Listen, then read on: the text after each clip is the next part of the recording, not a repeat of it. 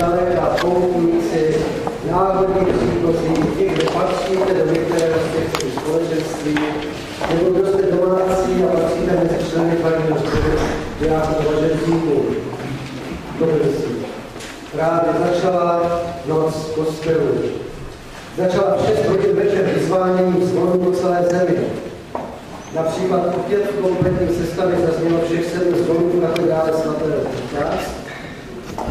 Tam, jak jste asi zaznamenali, ty jiníci zvony přivezli ze Zvolavské dílny rodiny Dubrychovi teprve nedávno. Rozezněly se i 2 naše zvony, které jsou od dubna 2001 zavěšeny v originální zvonici vedle kostela a pravidelně nás volávají v nedělní bohoslužbě. Ve všední den se ozývají také v 9 hodin ráno a 6 hodin večer. Hned po znění zvonu jsme poslouchali původní parádní hru bratra Jiřího Poláka, našeho varníka. Myšlenka otevřít dveře církevních objektů veřejnosti v jeden konkrétní večer či jednu noc vznikla před 7 lety v Rakousku.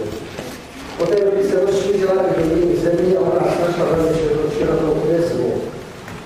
Záměrem noci kostelů není obracet lidi na víru, nýbrž přiblížit křesťanství veřejnosti prostřednictvím rozhovorů, hudby, umění a neobvyklého zážitku.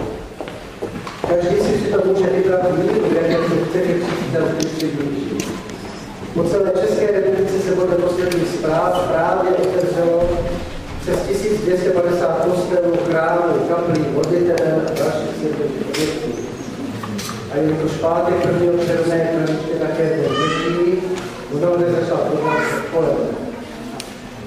Letos se noci kostelů účastní 11 církví a jen v Praze bude přístupno 222 kostelů, modliteben, kaplí a dalších církevních prostor. Farní sbor Českobratrské církve evangelické v Praze 8 Kobylisích u Jáků a Žebříku, kde se právě nachází tady jedním z těchto prostorů. Charakteristickým rysem pro činnost našeho farního sboru je soužití se skupinou korejských a odnedávna i japonských křesťanů, kteří přijeli do České republiky a do kraje za svým zaměstnáním. Kobylisí se stali součástí jednoho společenství a našli u nás prostory vlastní nedělní bohoslužbě a k další sborové činnosti během týdne. Působí zde 2 korejští faráři, kteří vykonávají biblické a modlitební hodiny pro děti a pro dospělé. Vzájemný vztah stvrzujeme každou první neděli v měsíci ve společné česko-korejské bohoslužbě, která je díky tlumočení srozumitelná jak Čechům, tak Korejcům. Podobné úzké vztahy se vytvářejí také s méně početnou japonskou komunitou. A tak pro dnešní večer vítejte ve farním sboru Českobratrské církve evangelické v Kobylisích u školské zahrady.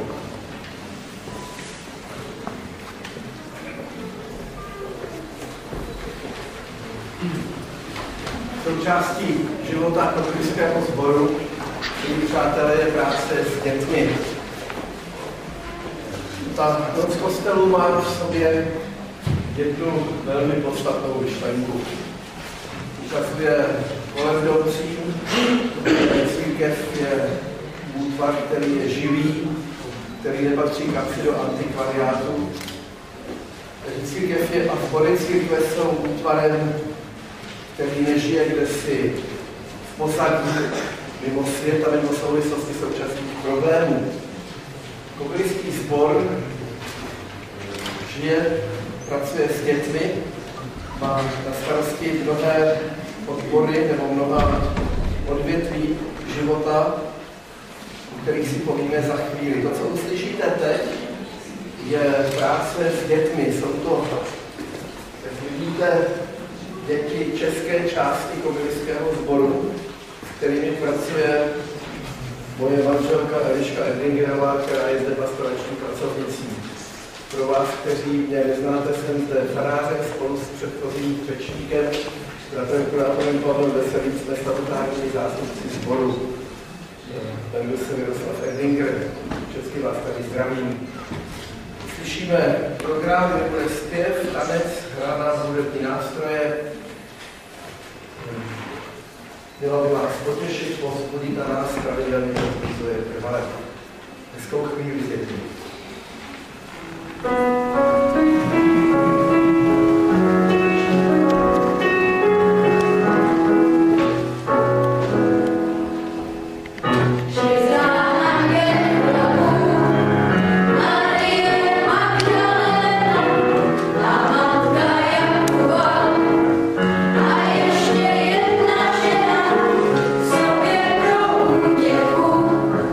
Prvému na památku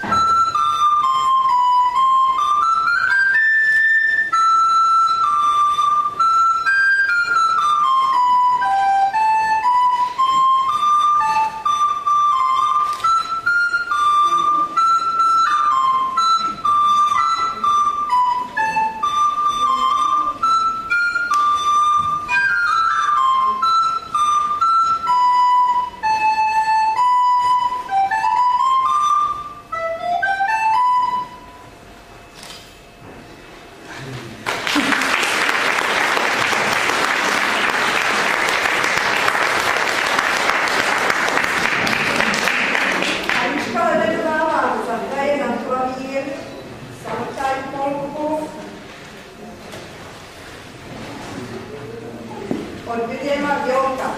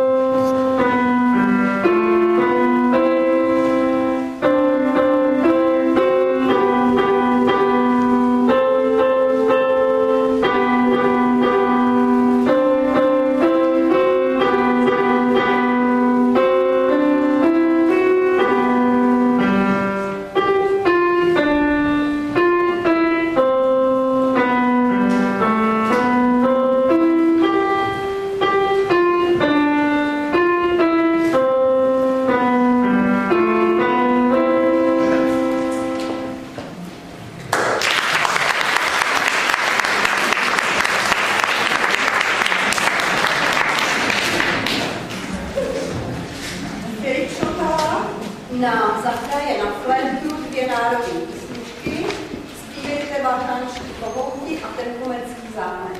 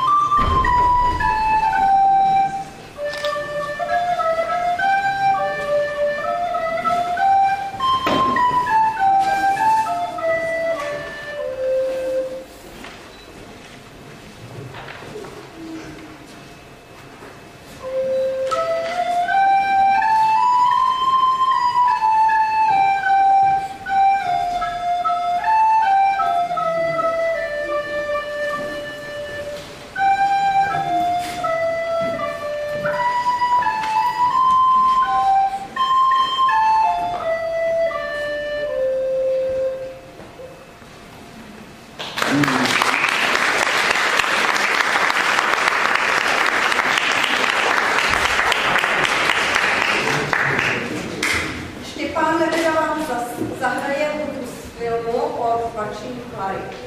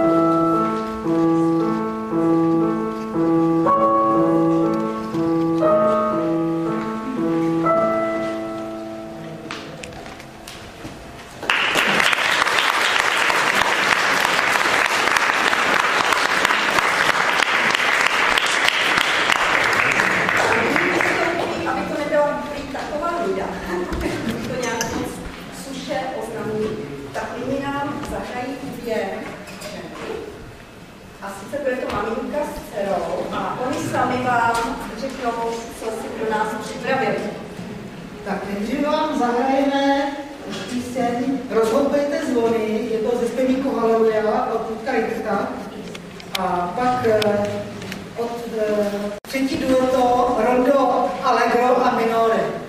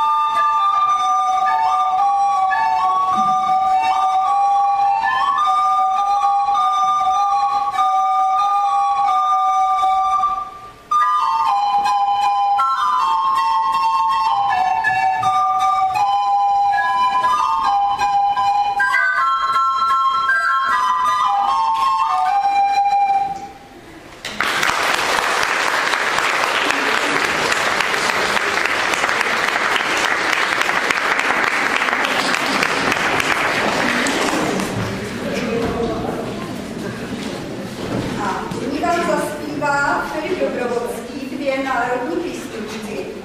A možná bylo vhodné připomenout, že s těmito písničkami vystupoval na 2 prvních pěveckých soutěžích a umístil se na skvělých místech v jedné soutěži a na třetím ve druhé soutěži. Myslíme si, že z něj roste budoucí hvězdu pěvecká našeho sboru. A Filipe.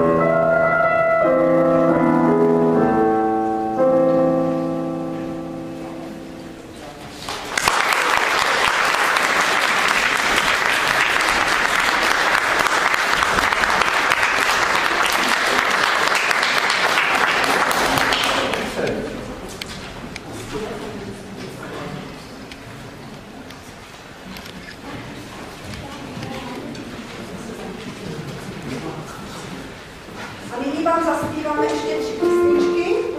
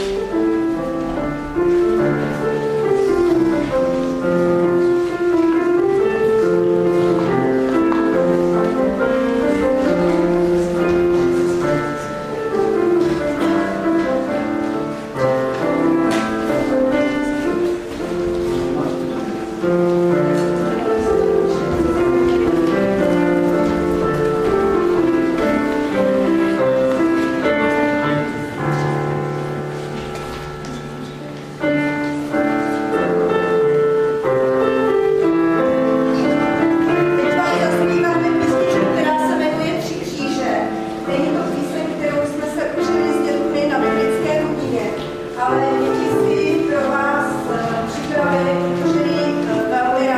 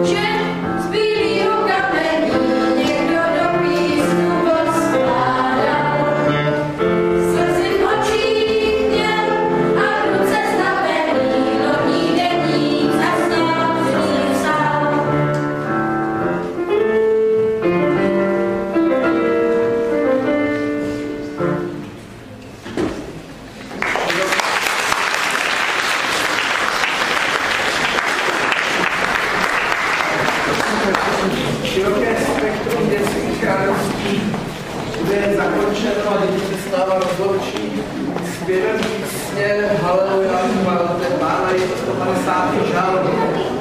Protože jsme tu společně shromážděni u vás ke zpívání refrénu, který je velmi jednoduchý. Haleluja, chválte Pána, haleluja, chválte Pána, haleluja, chválte Pána, všichni chválí jej celá zem.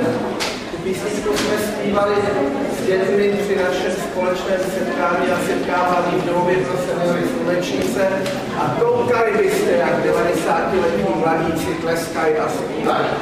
Tak si prosím také zkuste připojit.